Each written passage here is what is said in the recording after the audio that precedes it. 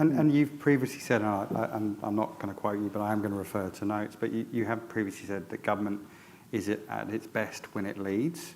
And then you've also said many times that public and private sector leaders need to give it a crack.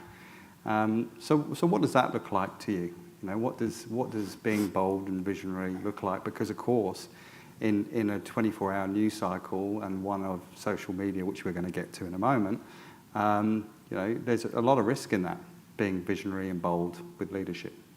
Yeah, look, one of the things that has honestly shocked me coming back into, I was about to say coming back into the public service. To be honest, my genuine public service career, if you don't include being an MP or staffing for politicians, my public service career goes like this.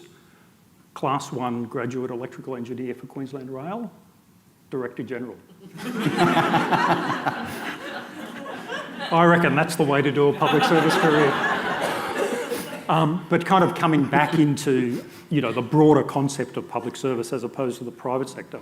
One of the things that shocked me, because I was out of that game completely for, you know, 12 years, floating around doing other things, is just how bloody timid everyone's become. Like, there is a real timidity in the public service. There's not, and I think I get why that's happened. It's the pressure of the media, it's our advice sometimes not being appreciated by politicians. There's a whole bunch of reasons for it. I really notice it because I left and came back in a way that I suspect people who have stayed might not notice it. And so I spent a lot of time trying to remind, you know, my team about what the role of the public service is.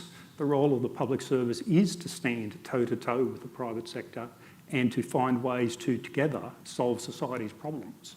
But that means us being as entrepreneurial as they are, as bold as they are, as courageous as they are. You know, and having seen the relationship from both sides, the private sector will take advantage of government if public servants don't stand toe-to-toe with them and get the best outcome for the people. And so, you know, boldness in our advice, boldness in our action, you know, preparedness to always try to get the best outcome for the people of Queensland, I think are important values to instill. And so, you know, I love going to private sector forums now and saying, you know, all that neoclassical, you know, that neoliberal bullshit about balancing, you know, levelling playing fields. I'm not interested in levelling playing fields. I'm interested in tilting them in favour of the industries we want to create. I'm interested in the public service being prepared to take appropriate risk. I am interested in the public service being prepared to have a crack, to, you know, to create the industries and to create the livability and lifestyle that Queenslanders deserve. You know, it's that kind of boldness and preparedness to have a go and preparedness to be frank and fearless in our advice that I think is a bit too missing at the moment. So how do you cut through the shit then? Because the bureaucracy is there. You and I have talked about this before. You've talked about it publicly. Having a crack sometimes means going up against established rules, procedures and norms. How do you cut through that without blowing up the system?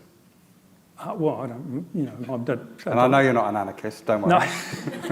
No, no, it's not. I mean, you can do it within the rules. I'm not suggesting that we become reckless or, you know, or certainly, you know, corrupt, as has been some of Queensland's history in the past. I'm not advocating for that at all. But being appropriate in a public sector context does not mean you have to be risk adverse. You know, take appropriate risk, tilt playing fields, you know, have a go. I think it's all possible within our existing frameworks and constraints.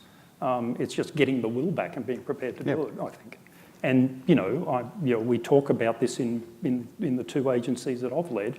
We've had these explicit conversations. It's about giving people permission and encouragement, and it's also about honestly saying, and a lot of leaders, I think, sort of pay lip service to this, honestly saying, if you've had a go, if you've had a crack and you fall on your face, that's okay. You know, as long as you haven't been corrupt or stupid and you haven't taken inappropriate risk, you know, if you've had a go and the advice isn't taken or the project doesn't work, then it's the role of a leader, I think, to celebrate that. It's to put those people on a pedestal as well as the people who have succeeded and to say, you know, they've done the right thing, they've had a go. It's not about whether or not, advice is taken, the project fails or succeeds. It's about being prepared to take the appropriate risk.